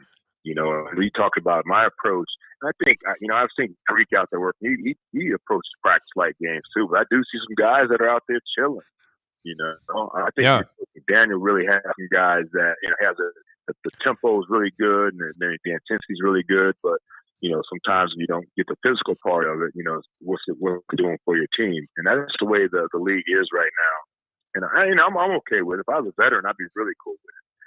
Young guy, though, I think I wouldn't go out there and try to run through a brick wall if I could. But as a veteran, you just want to sit there and chill. work your way into it. I know these guys come in shape, but before we had a lot of guys that really needed training camp to get their fat butts in shape before the season started. And that was crazy how hot it was out here at times. And guys losing 10, 12 pounds every practice and wondering what the problem was when their ass knew they weren't in shape when they got there. So, but it's just a different animal. It is, man. And the team that's ready to go week one is the team that could probably, survive and play well through that first month of September, which is critical, which we haven't done. We haven't looked at. They were showing our starts the last 4 years, the Dolphins starts in the last 4 years. I was shocked. We only had like a couple wins, in those last 3 years, month of September pretty much. 2 or 3 wins, and that's just terrible. So we have to change that and approach the practice. I don't think that's the remedy, but that's the way the NFL is right now. This guy seemed to be the epitome of coolest, Mike McDaniel, on the sideline. He was interviewed before the game, during the game by Kim Bokamper on the telecast, and he said, I know he's being humble, and saying, well, football is the only thing I do well, and so I have groomed my entire life for this moment, so it just seemed natural to me. So Kim was asking him if he had any butterflies, first time ever, on the sidelines as the head coach of an NFL game of any type. And I don't know. It looks like this is working. O.J. McDuffie. What do you say? I mean, I know you can't deduce anything significant. I don't care that they won or lost the game. I mean, they're playing a guy that could that be the most, prolific thing that was ever, important thing that was ever said in Dolphin history with the 247th pick in the NFL draft? The Miami Dolphins select Skylar Thompson, right? And he turns out to be the next Tom Brady, this kid. Who the hell is he? That was great, but it seemed like McDaniel acquitted himself very well. He seemed to, be very comfortable in the role of being a head coach. Yeah, I think he is, man. Icing the kicker at the end, things like that was pretty cool. I think he's going to be all right. I think the players, feel energy and what he's doing, the excitement. You see some stoic coaches out there when things are going well, and that just drives me nuts. When things are going well for your team, you look at the coach, and it's like, he's pissed off for some reason, for whatever reason it is, When you see a guy that's like totally into it, man, and involved and enjoying it with the players, man, that just can only feed to success for this team. And and of course, there's going to be some other times where he's going to have that scowl on his face. And I hope we see that part of it too, and that's going to be, and we see how he reacts. It's just important to see how every single situation he has, how he reacts to it. And so far, I think he's doing a great job. And, we'll get to the live bullets in September and see if it translates as well as it did the preseason so far. But it's only been one game. Nobody really got out there and played. We saw, some of our young guys go out there, and we see some potential out there, which is always in the preseason. When people aren't playing their starters and everything seems to be pretty vanilla. But, we've got some guys and Lubie, that we had some guys that were preseason all pros. When they got serious, then they were just another guy, the Jags, right? So we'll see. Lubie hasn't joined this bandwagon yet because he's a giant Tua fan, but there were people out there already suggesting that Skylar Thompson should be the starter. Based on what we saw, but it was nice to see it. I mean, that's, I guess, one of the heartening stories of preseason football. You see some guys that are getting a chance, and then on top of that, you get a guy that a 7th round pick. Our friend Brett Tesser, who is always telling us he hopes his guy doesn't get drafted once they get to the 7th round, because they have a better shot to make a team if they're an undrafted free agent. They can at least go to a team where the situation appears to be favorable. Now here you already have 2 quarterbacks, so you're not going to beat either of those 2 guys out. So, you would almost not want to be chosen in that spot. But it's nice when you see the guy, go out there and have a good ball game like he did and rally the team. I wasn't expecting, to see a guy, 3rd-string quarterback play the entire game. But, that was kind of one of the interesting aspects of it. Well, with O.J. McDuffie, he co-hosts the Fish Tank, which is huge, man. I mean, this thing has blossomed into an international success, and also does the Miami Dolphins postgame show on 560 QAM. So, all right, if you were on the postgame show, which you were, I would imagine, for this ball game, what were some of the good takes? You mentioned some players really shined. Who was this receiver? He ended up I mean, threatening some of your records with the Dolphins. Guy that he had a touchdown pass. I mean, and he looked pretty good. But did you see anything specific that stood out to you? Well, you mentioned Tyler. I mean, you mentioned Skyler. I think Skyler's a hell of a talent, man. You know, I loved him coming out of college when I started reading up on him. The fact that I think he was a 4-year captain for his team, you know, that's hard to do, no matter where you're playing at. He's playing Division I football. You know, was it K-State? Wherever, yeah. And that's impressive. That tells you what type of leader he is. See if he's voted on by his teammates as a captain. And then you see his ability. He seemed cool out there, man. You know, Tua and Teddy are 1 and 2, but it's nice to have a guy like that that looks like he's not the moment wasn't too big for him. You know, and I know he's in second and third string guys out there, but at the same time, this kid looks like he's ready to, you know, to at least be in the league for a very long time. Sometimes you can be in the league a long time, you know, being the second and third guy on the depth chart at quarterback especially. But I really love seeing, you know, Bolden. You know, Lynn is a talented kid. It looks like he might be returning punts as well, which gives us a chance to keep Tyreek and Waddle off the field for punt return. You know, and gives those guys a chance to stay healthy in that situation. People say your best players back there. Yeah, you put your best players back there. You know, when they're not your best players. Put it that way. Yeah. You know, Scott Schwade's, was a punt returner. Scott Schwade's. Right, I think that's how you became a high priority. Yeah. That's right. Did you have Scott Schwade's picture when you negotiated contracts with the Dolphins? Or did you just hold that up and say, "Hey, look, you want this?" Here's what you're working with, right? Yeah. No, I didn't do that. You know what? I didn't know enough about Scott to even do that. I should have though, right? Fair catch on every punt. Yeah, there'd be 50 yards. All of the defenders would have fallen down, and he'd still signal the fair catch. Used to drive Shula crazy, out of his mind. Well, I think I broke his fair catch record though, Defo. So I'm not going to talk too bad. I don't think so, man. You were scooting up the sidelines. Man. Look at McDuffie dodging tacklers. No, you were great. Yeah, and I did like the defense and some takeaways, and of course, the scoop and score by Sam Ogwalvin.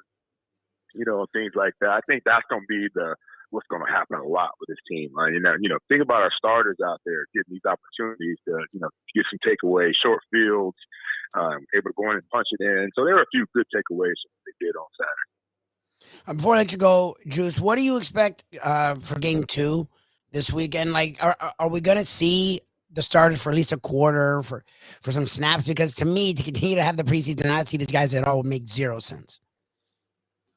I think we have to see them for a quarter at least this game. I really do. I mean, I don't know how they're planning it, but I think we have to see them for at least a quarter. You know, some guys, and there's some guys you still don't need to see. I don't need to see Davian Howard out there at all. No. You know what I mean? I don't need to see, you know, a couple other guys. I don't need to see those guys. I would like to see the offense out there for a series too, because we need to see. You know, we got to get those guys gelling. I was watching some of the motion. I think they had different guys in motion. I might have seen Sanu in motion or whatever, and I can just imagine that being, you know, Waddle, or imagine that being Tyreek, and that, you know, that shovel pass or that jet sweep. And I can just see that happening. You know, and I you know, when I saw some of the guys that were out there Saturday, I'm like, okay, who'll be here in the regular season? What's going to be the starters going to be running some of these plays? And the way we had guys running wide open at times, I can't imagine if Waddle and Tyreek, you know, those guys running wide open a lot, and that's going to be a lot of fun. So I'd like to see a little bit of that, but then I want to sit down, put a hat on, and chillax a little bit, and then you know, get ready for the regular season, which is the most important thing, obviously. Don't they have to open up with a play action bomb to Tyreek Hill? Oh, man, how great would that be? You know? Have to open up against the Raiders with a bomb. Like 95 yards. Yeah, call it $9.99. $9.99. All go. Let's go. Little stop and go up the sideline there. Waddle, I mean, you know, as a decoy on the other side. No, that'd be great. OJ, we love your enthusiasm and your observations, of course, very important to us here on the show. It's great having you on. And we'll look forward to your broadcasting there with WQAM and, of course, the Fish Tank, which you can catch on CBS, right? You know, is carrying the show now. So that's great. You and Scott Levitt, who are doing a tremendous job, bringing all kinds of big-time guys on the show. Seth Levitt, yeah. Well, I was thinking Scott Stone there for a while. Seth Levitt, does a great job. You guys are tremendous. All right, thanks so much for joining us, OJ. Always a pleasure, my friend. Appreciate you, fellas. You're the man. OJ McDuffie. All right, very enthusiastic, OJ McDuffie, about what's going on. I'm with you, Lubie. I would imagine that you do see. I think you get your wish. I think you see at least a quarter, like 2 or 3 1 quarter of Tua. The opening play will be a play-action bomb. They'll have their starters in the ball game, and they're going to go ahead and throw it deep to Tyreek Hill and say, "See, people, that's how you sell tickets to this thing." I would just love McDaniel's been so different, right? He's this different dude, and you always make fun of the coaches for doing the vanilla, doing all the bullshit in the preseason. Yeah. Like, I would love McDaniel to just open it up and just freak everyone out and do some crazy ass shit. Just throw the ball down the field. Yes, exactly. Stun the fans and say, "Hey, you know what? There's reason to come to these games and schwitz out there and drink our crappy, watered-down $14 beers.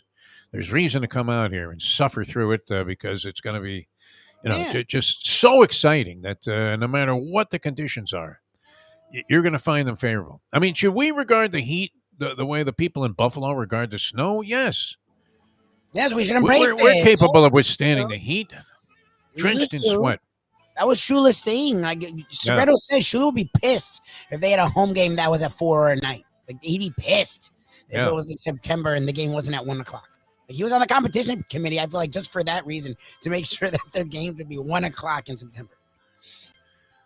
Oh, it made a big difference. I mean, it was so hot there. Lubie, I can't tell you. I was standing on the field many times, and before and during games, and I mean, it was 100%, more heat being generated on the field than there was even in the stands. Where in the most, perfect of seats, right? Those Deal Volkswagen seats we used to get there to the games. Wow, I mean, you couldn't ask for a better perspective. If you were going to go to a game and being a sports fan and enjoy a perspective, you couldn't get a better view of a football game from the stands than you were getting from these particular seats. It was fantastic, and yet you couldn't sit there for the entire game. Oh no, it's unbearable. It was so hot because I mean, how did they screw this up? Where was that by design? Yes, because supposedly it's the opposing team's fans. I mean, it's the opposing team's bench. Those guys have to be melting down there. Yes, it was on purpose, and it was trying to be strategic. Then then that should be positive. Then, if you realize that the heat is so bad that you leave the roof open just so that the sun hits the opponent, then you should be able to take advantage of that. Like, you should have an advantage. Shouldn't they put a dome on that thing? No. Well, duh. Yeah, they were supposed to. Come on, Steve. It'd be a lot better for us as fans. What is that little screen there? It looks like you're at Top Golf or something. You get like a 3-wood out. Try to drill the net on the other side. Come on. No, it was so hot, unbearable. I mean, you couldn't sit there, and then you're thinking, wow, I mean, fortunately, I was gifted those tickets. I don't know that I would spend that much money on a ticket to go see any game for that matter, but, you're talking about, I think these were like, I should get used to this. I've had the entitlement of being in the media and all of these freebies, but like $150 a pop for these seats. That's crazy. Maybe more, right? $150 a pop, and you couldn't sit in them. As wonderful as they were, you could never get a better perspective about what was going on in a game. I would sit there and just say, "Wow, this is the way to take in a ball game," because you can really see what the hell's happening out there. Yes. Oh no, it's perfect. They were like around the 50. They were super low, but it was the exact perspective where you could see the whole field. And in November and December, they were amazing, but in September. Oh, my God. Yeah. October, too. I mean, there's no bargain there. Even October, because it was just sunny still. When the sun beats down. I mean, and you would end up in the bar downstairs because it was air conditioned, and you just couldn't take it anymore. You were ready to pass out. Unbelievable. But we should embrace that, should we not, as Dolphin fans here in South Florida? I mean, you see these guys that are bare-chested in Buffalo, in the end zone there, Cleveland Browns in the dog pound. Do they care that it's freezing? No. No, the Packers. They embrace it. They embellish it. They're like saying to you, "Hey, take this." Right? They got Browns written across their chest there. 6 different fat guys. How do they all end up with the same body? That's the other thing that's weird about that. What happened to Fireman Ed, man? Is he dead? No, Fireman Ed. I think he's still like he retired and then he came back. He's a fan, so How did he become like such a big thing? That's the same mystery as Dolphin Denny becoming the official mascot of the Miami. Was he ever the official mascot though? I don't think so. No. He was always just like a crazy, estranged, character that I think Joe Robbie despised. He didn't even want to let him into the ball games there. Not a bad guy. A little bit of a drinking problem, but not a bad guy. No, he was always very nice to me. He was always very gracious. He had a free automobile. Did you know that? Jim Dunn got him like a free vehicle. He had the Dolphin Denny mobile. Do you remember that? That was fantastic. I mean, it was some kind of cockamamie motorcycle, but but he was never really officially affiliated with the team. No. Even though they have his sequin sombrero is it still there? I haven't been to the training facility forever. In fact, I haven't never been to the new one. Yeah. How long have they been there? Like 2-3 years? I think this is your first full year. Oh, first full year? Okay. So I don't feel so embarrassed as being derelict, and doing the job here. Your duties. But, I spent more than my share of time out there at Dolphins training camp, and I can assure you, it was hot as fuck. Yeah, I know. Wow. It's the hottest I've ever been. Oh, my God. The camp's the worst. I mean, that's why these guys should be in stellar shape. Yes.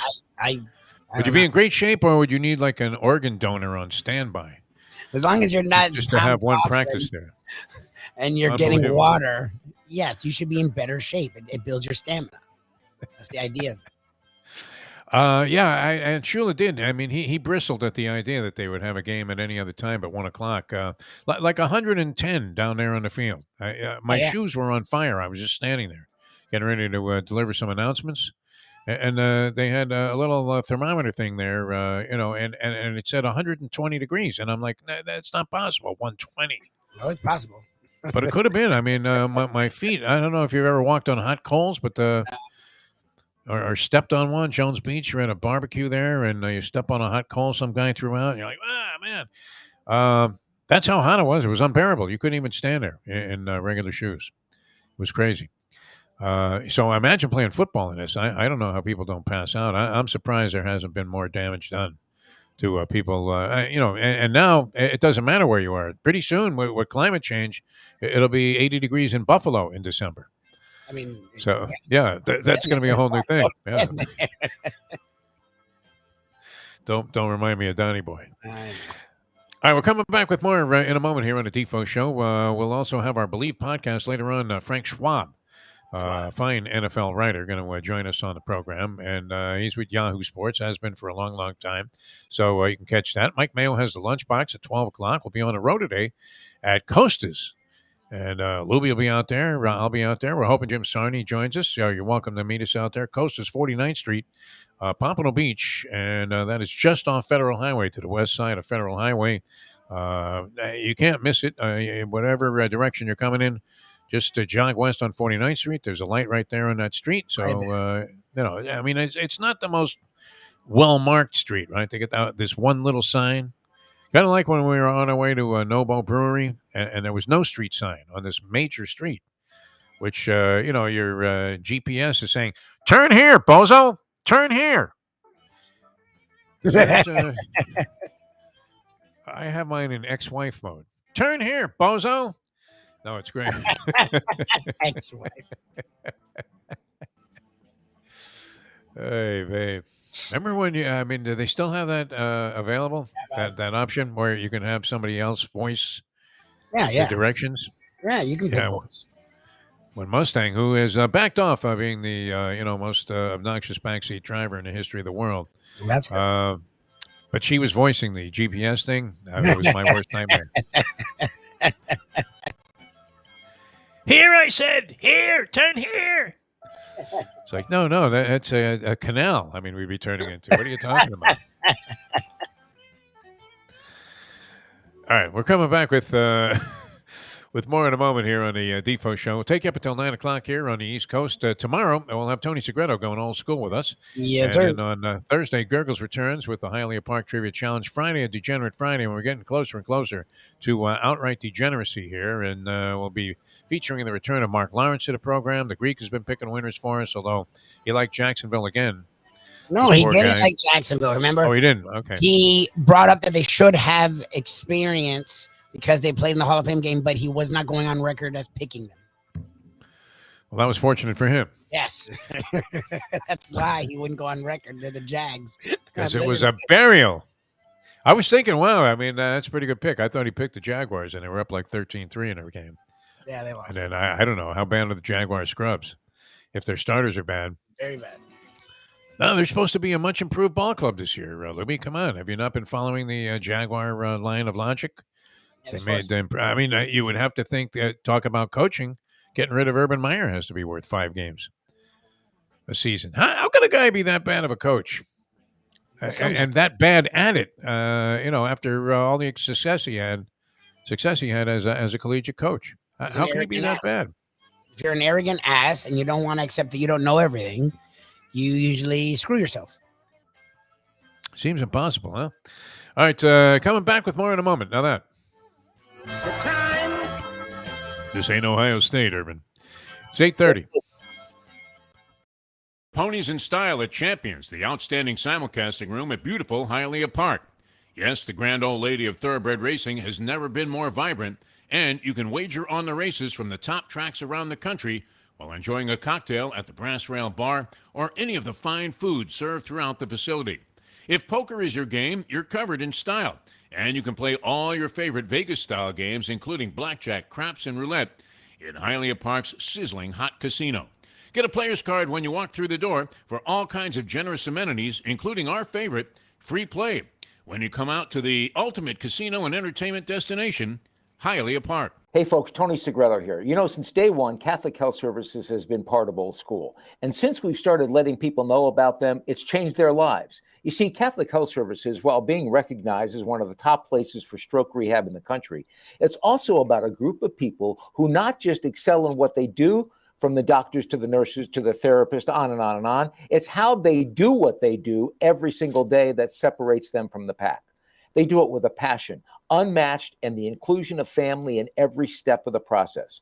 Trust me when I tell you this. If you want the best, unmatched rehab with a special group of skilled, caring people, there is truly only one place, and that one place is Catholic Health Services. These days, we're all looking for comfort anywhere we can find it. Thank goodness for Landlubbers Raw Bar and Grill in the Plantation location, because they are making sure you are as comfortable as possible. First of all, they're not only open for delivery and pickup. All you have to do is go to landlubbersbarandgrill.com for both pickup and free delivery. Their hours have changed a little bit. Monday through Thursday from 3:30 to 10, and Friday, Saturday, and Sunday from 11:30 to 10. You're going to have the best wings in the world. You're going to have a great burger. You're going to have their amazing soups. Again, Landlubbers, Raw Bar and Grill. It's nice and easy. Just go to landlubbersbarandgrill.com for both your pickup and free delivery. Thank goodness for Landlubbers for making you always feel right at home.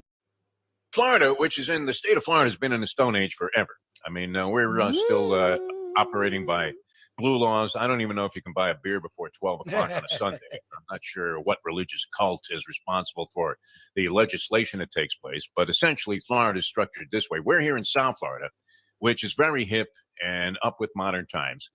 And once you get, would you say, north of Palm Beach, Mike Lubie Lubitz, West Palm Beach, Florida, for those unfamiliar with the geography of the state, if you get like 30 miles out of town here, forget about it. It's Hillbilly City. You're hearing banjo music and somebody's telling you to squat down like a pig when you pull up to the Waffle House. It's just the way it is. The modern day odd couple, Defo and Lubie, are on now. It is, of course, the Defo Show.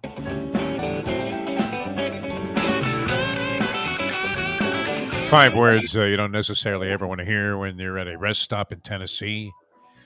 Squat down like a pig. That's for sure.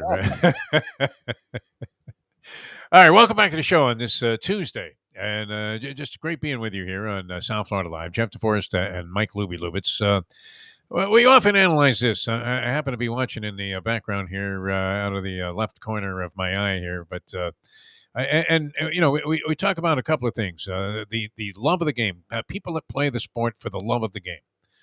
You would have to say, and it's always admirable, is it not? It's an admirable quality when you just get the feeling that it's not about the money. It's not totally about the fame. I mean, that may factor into why they love the game, but there's a genuine love for being in a sport, and that's why certain athletes either stick around too long or they're still playing. Now we're dealing with that issue a little bit with Serena, right? I mean, maybe she does have this deep-rooted love of the game, or I don't know, the adulation that goes along with it. I'm not exactly sure, but sticking around probably a little bit past where she needs to. There's a good chance she gets knocked out in the Cincinnati tournament in the first round because she's facing this young teenager who won the U.S. Open last year, and what was an uprising of youth. Emma Raducanu. She finally drew like somebody that actually was, and Raducanu hasn't been playing as well as she had. I mean, obviously, winning the U.S. Open was so far the absolute pinnacle of what she's been able to accomplish. Is pinnacle the ultimate there? Yeah. Yes. Right. Yes.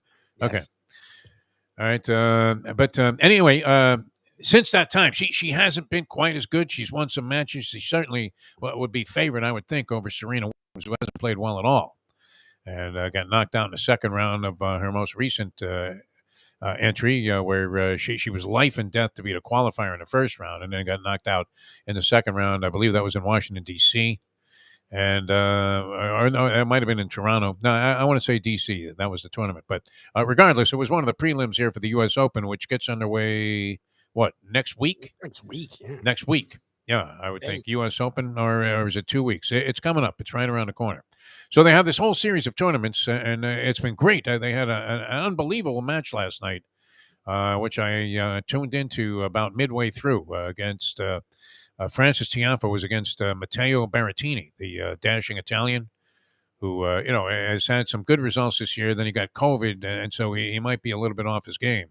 But this Francis Tiafoe is a black American tennis player who rose from just an impossible situation, very much like the Williams sisters. And while he hasn't really broken through and won like a big tournament yet, he's always a factor, and he's going toe to toe with the top guys, and makes a very representative showing. So he pulls out just a bloodbath in a third set tiebreaker to beat Matteo Berrettini, who you would have to think bounces back and maybe plays well in the U.S. Open, might be a factor there. But Serena will be no factor. They rearranged her match. I don't know why.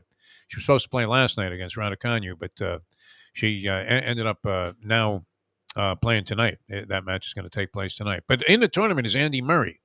Oh, and you're wondering, I mean, and Murray, seems to be able to win like one round on the singles draw, maybe even two. But, it's a life and death struggle for him. It seems like every match, Andy Murray. And the guy's, had two, he had like 2 hip replacements or something? I mean, he's had like a couple of serious injuries that kept him out of the game for a long time. Now he had to make more money than God. He was, one of the big four. And these guys were, dominating men's tennis for a decade, right? Where you had Nadal and Federer, Djokovic, and Andy Murray was, in that big four. So, and hugely popular in England.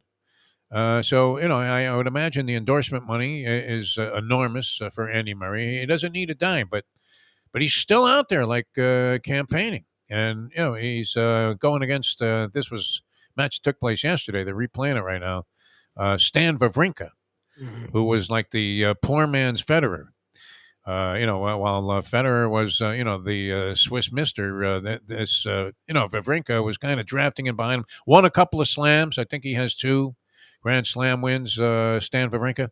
But Wawrinka has something that we often talk about in sports, and I believe this to be true, and maybe some tennis fans would debate this, but I think he has the most amazing, pure, one-handed backhand in the game's history. Stan Wawrinka. Is that a fair statement? Possible. And you watch this guy hit a backhand. I don't know why anybody would ever hit the ball to his backhand side. Now, he's tailed off. He's had injuries, and he ended up losing to Murray. in this match, which this was like the geezers at Caesars, I guess, tennis variety. And I don't know that, Andy Murray wins another round of the tournament. It's possible that he doesn't, but he's in it for the love of the game. And that's one thing that we always discuss. So who's really just in it for the pure love of the game? And it has to be Andy Murray at this stage because he doesn't need to go through the arduous nature of what it would take to be in good enough shape to even play in the first round of one of these tournaments. This is a very physical game. John McEnroe tried to point that out 50 years ago or whatever, and, people were laughing at him that tennis players are not respected. Remember, you got a lot of flack for saying tennis players are not respected as being great athletes. Man, these guys are great athletes. Oh, yeah. I mean, playing tremendous tennis shape. And U.S. Open is 2 weeks from yesterday. 2 weeks from yesterday is the beginning. Okay. August 29th. Monday, August 29th. Now, the Joker is not going to be around for that. So who do we favor? I mean, can Kyrgios keep it together? He's been playing probably the best tennis of anybody on the men's circuit overall, at least of late, as evidenced by his tournament win, just a week ago. And I'm not sure where he's at in these tournaments here. I know he was playing deeply into the last tournament he was in as well. But could be a factor, right? You're not going to get a good price on him. And it's amazing, too, how the fans now have jumped on the Kyrgios bandwagon. As much as they despised him in that Tsitsipas match, which was an embarrassment, remember? Where, he was screaming and yelling after every point and cursing, and they were hitting balls at each other. And literally, I mean, it looked more like pro wrestling than it did, tennis. Although it was a great tennis match. I mean, high level, high quality stuff by both guys. But where the fans, you would think, and this is kind of a Trumpian cult thing, huh? Now they love Kyrgios. As much of an asshole as he acted like during that match, he became like the fan favorite around the world after that particular match. And what is it about this Tsitsipas guy that people don't like? I don't know. He seems all right to me. We had him. We talked to him. I don't know. I have no idea. That's right. We had him on a show. We did. He was in the tournament across the world and gave us some of his time. So I'm a fan. Kyrgios' problem was you can be crazy. Look, McEnroe was crazy in an era where they didn't accept crazy, but you have to control it a little. Like you have to get through the matches. Like that was his problem was he was so crazy he couldn't finish matches. Like you got to at least get through the match. Like if you can do that, people will embrace you because tennis is boring. So you want the person. Look, Boris Becker sort of had a flair to him, and McEnroe was Jimmy Connors had a flair. Connors, Navratilova had some passion behind her. Serena, you're not the biggest fan, but people were for a lot of the time. Like you got to be able to control it a little. And Kyrgios, I liked Serena before. We discovered she was a complete fraud. She went to another level. She became a jerk. She became just a jerk off.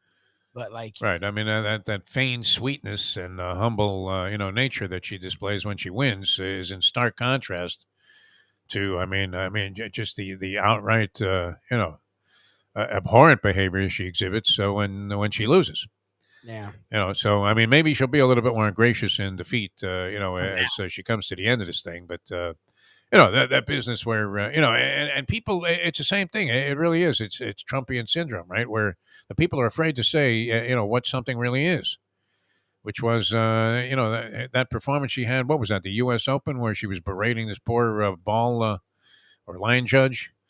And, was talking about having her strangled or whatever. I don't know, or shoving a ball up her ass. It was like, this is not exactly the kind of behavior that would be indicative of this gracious first lady of tennis, who people recognize as perhaps the greatest female athlete of all time, which it's not like she's undeserving of that recognition. But, when she had this boorish behavior, people would say, oh, there she is. Just being active for women's rights. It's like, women's rights to what? Embarrass yourself? to completely disparage all of the and damage all of the progress that's been made in that regard over the last 50 years by acting like a complete boorish fool. Unbelievable. But that kind of turned me off a little bit to Serena, all the theatrics and dramatics, and yet just seemed like the truth was she wasn't this sweetness and light that she pretended to be whenever, she would win a match and everybody say, wow, you're the greatest of all time. Oh, that's so kind of you. she'd be whining. Meanwhile, she's thinking, "Fuck you! What kind of stupid statement is that?" Oh, so great. Anyway, I mean, is that a fair statement, you tennis fans out there, that Stan Wawrinka? I don't know. Is this too obscure for people? I mean, this one-handed backhand that he hits is amazing. It really is. Federer has a beautiful backhand. I mean, Federer looks like Baryshnikov out there in sneakers. He's tremendous. No, I don't know, and I'm not sure if he has any intention. Has there been any talk of Federer playing in this U.S. Open? I don't know. I want to say no to that. So he hasn't officially retired, right? So no. What is he doing? Because he doesn't play though, right? Like he's been hurt. Yeah, he's been injured. But when you're in your late 30s and you've been injured, when is that just retired? Like I don't know. See, now I don't blame Raj could play until he's like 100. I get he knew what he wants, but I mean, and he's whenever he's out there, he's not Serena. Like he hasn't looked like garbage yet. Like when he plays, he was doing all right in the tournament, and he withdrew after he had a couple of wins in the tournament. And I think he was trying to get ready for the French Open, but no, he seems. I want to say that he's been hampered by injury, as is the case with Nadal, who's going to play in this Cincinnati event, or at least was scheduled to. I don't know if he dropped out. I haven't seen anything on that, but I didn't see him play yet. And he's getting ready for the U.S. Open, which would be very interesting because he already has 2 of the Grand Slam events. And if he won a third, he also, remember, had to drop out of the in the semifinals of Wimbledon. Mm-hmm. So he wasn't able to go ahead and face Kyrgios because he had this muscle pull. So we'll see if he's been able to bounce back from that. But wide open, though, to win the U.S. Open on both the men's and the women's side. The Swiatek all of a sudden is vulnerable. And I don't know. Does a young American emerge? Wow, Lubie. Imagine if Coco did something. That'd be wonderful. Coco's been playing well. I mean, she just got taken out of this most recent event that I saw her in. But I've been playing well, very well overall. All right, we're going to come back with more. We'll wrap this thing up. The Wawrinka backhand, though, is it up there with what? Who had the sweetest swing in all of golf history? Can we say? I mean, I always was a fan of Freddie Couples. He made it look easy. Well, golf. Best swing in golf history was exhibited by and performed by whom? Yeah, I don't know. Not sure, right? Best shot in basketball was what? The sky hook? Oh, yeah, the most unstoppable. I would say sky hook. Yeah. But nobody else did it. I mean, that was the other thing. I mean, did to master it, it was that hard. People thought it was easy, but no one else could master it. It was Kareem and no one else. The sky hook.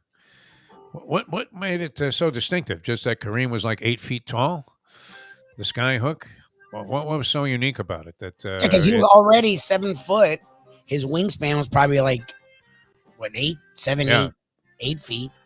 And he did it seamless. Like, it wasn't like there was a hitch. It wasn't like that. And Jordan's fadeaway. Jordan's fadeaway when he was in his prime was really hard to stop. Like, because he was so strong and he got away with a murder that he could get off you. And he had some good length, too. Jordan had a nice wingspan that, like, his fadeaway was pretty tough. Jordan. And the dream shake. The what now? Jim Furyk, yeah. Furyk, yeah. No, he had a weird swing. Told that story many times. I mean, whenever they ask you to roast somebody, just decline. No, you can't. It never works out well, right? I mean, you end up losing friends and looking like an ass. You want to be a comedian. Comedians are the only ones that accept a roast because they love it. It allows them to go roast you. No one else can accept a roast. No one is that strong, thick skin that they can accept someone just being mean. Yeah. Like, people just don't. I mean, imagine I imply that Jim Furyk had an unusual golf swing in front of Furyk while holding a live microphone in front of a small crowd. And the glare I got from this guy, and he said something, he muttered something, and you're thinking the muttering is not good coming from this guy. Oh, no. This is only the first hole, and I got to follow these guys for 9 holes, so this is not going to go well. I think I'll concentrate on some of the others. And the other guys couldn't have been any more, affable about the whole thing. We were joking around, having a good time. It was John Daly, Dudley Hart, and Fuzzy Zeller. That was a pretty nice little group to follow, huh? Daly, grip it and rip it, man. He put on a show for the fans here. That's when he still was very, very capable. before endless number of other odysseys. Although he'd already, sort of been, in some jackpots or personal ones. Anyway, all right, we're coming back with more in a moment. But Furyk, he did not like the fact that I said he had a weird golf swing. He did. He did, right? I mean, he takes the thing way to the outside. Fluff Cowan has a better swing. His caddy. Who cares? Like, if you can make something of it, good for you. Who cares if it's ugly? Done well for himself. Yeah, who gives a shit? When he was doing that commercial for some medication that he supposedly takes, they had him like his house there, and he's got like a 3-hole golf course on the beach, someplace in South Carolina. Jim Furyk. All right, coming back with more in a moment on the Defo Show. Now that. See if you can find the odds on the Serena match tonight. Does she lose to Raducanu? A legitimate player, but who could be somewhat, in awe of Serena doing her swan song? How would you rate that match? Raducanu favored? Yeah, I mean, I'll look it up, but I would think Raducanu's favored heavily. Serena's been horrendous. Surprised it's not up here, the odds being posted by DraftKings on the Tennis Channel. It is 850. Folks, Tony Segreto here. Let me ask you a question. What do you look for when you go out to eat? Good food, obviously, friendly atmosphere, not too loud, but good energy, reasonable prices, and a place where you feel comfortable. All those ingredients, no pun meant there, are hard to find unless you're talking about the Texas Roadhouse. You see, they encompass all of those attributes. Really, really good food, amazing atmosphere, good for a family, good for a date, or just a night out for yourself, and prices that will make you extremely happy. Their ribs unmatched. Steaks hand-cut every day. Everything, and I mean everything, is made on site, including their incredible bread. It's the one day, folks, that you can forget about low-carb diets. Trust me when I tell you, Texas Roadhouse, your restaurant, your destination when you say, where should we go and eat tonight? From the newly renovated sports bar to the beautiful bayside views captured at the Tiki Bar, Jimmy Johnson's Big Chill has it all. Located at mile marker 104, the Big Chill also offers waterfront dining while experiencing breathtaking sunset views of the Florida Keys. It's simply the hottest spot in the Keys to cool off. That's Jimmy Johnson's Big Chill at mile marker 104 in Key Largo. For more information, call today at 305-453-9066. To be or not to be, that is the question. Whether 'tis nobler in the mind to suffer the slings and arrows of outrageous fortune, or to take arms against a sea of troubles, and by opposing end them, to die, to sleep, no more, and by asleep to say we end the heartache and 1,000 natural shocks. What could that have been about except Gambling. to hedge or not to hedge? The modern day odd couple, Defo and Lubie, are on now. It is, of course, the Defo Show. Welcome back to the show, the Defo Show here on South Florida Live. Glad to have you with us, Jeff DeForest and Mike Lubie Lubitz. And always a pleasure. 12 o'clock today from Costa's Greek Eatery and Pizzeria. And that's on 49th Street in Pompano Beach, just off Federal Highway to the west side of Federal Highway. And you can join us out there for Mike Mayo's Lunchbox, a spectacular hit. I don't know. They have a chicken parm sandwich, believe it or not, there at Costa's. But I know. Mayo's already chowed one of those down. I mean, I've never gotten it. He should do a Euro. I mean, look, I know you're very regimented with your idea of a sandwich, but the fact that he has to have 31, I've opened it up to him having some outside the box sandwiches. So I think if he wants a falafel or a Euro, I think it's between bread. He can do that. Yes. We'll be there. So that works. I'm not sure. I mean, is Mayo a falafel guy? He doesn't really make a face when you mention falafels, but it doesn't sound like, that's his go-to thing, falafels. Although he likes a lot of, I don't know, would you describe a falafel as being somewhat exotic? Yeah. I mean, it's not got to cost in South Florida because we have every kind of food. If we were in like Alabama, I don't know how easy it is to get a falafel, like a good falafel. In Alabama? Yes. We're Minnesota. Other than roadkill, I mean, Minnesota wasn't exactly. Like lots of Greek. Laced with falafel joints. Yeah, you're right. Gyros. So we're just spoiled here. Like I think falafel is somewhat like my mom will eat a lot of different cuisines. She doesn't really eat falafel. So to me, I would give that as a somewhat exotic, off the cuff, dish. I would say this, and it sounds like a shocking and a really ignorant statement. But the truth is, I mean, you have far more. I mean, the culinary scene here, just in South Florida, in one area, you could say Fort Lauderdale or Broward County, and it's far more diverse. I mean, with much more variety than you have on the food scene in a city that's known for its food, Rome, Italy.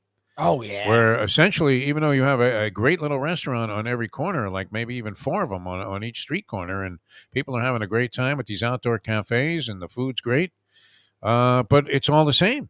Yes.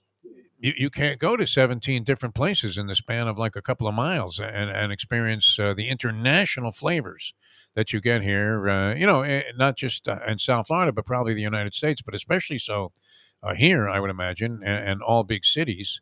But we really have a tremendous wide variety of places that are all excellent at what they do, including Costas. So we'll be there later on today. The question is, do I take a falafel out of there to go, Lubie? Yeah, I feel like that's an automatic. I'm getting the dolmades. Shirley loves them, the stuffed grape leaves, and it's literally become an automatic. Like I asked her just in case because she's at home and I never know what she's going to do.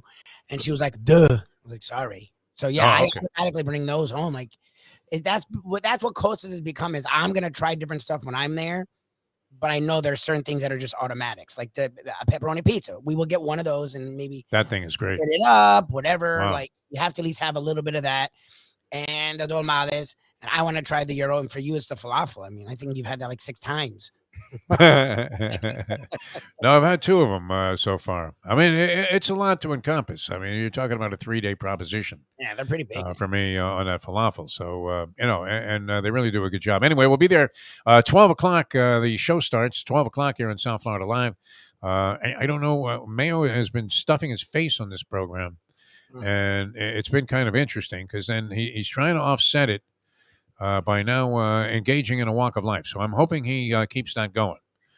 He's been doing about 3 miles a day, and that should get him through maybe like breakfast, the rate that he's been eating at.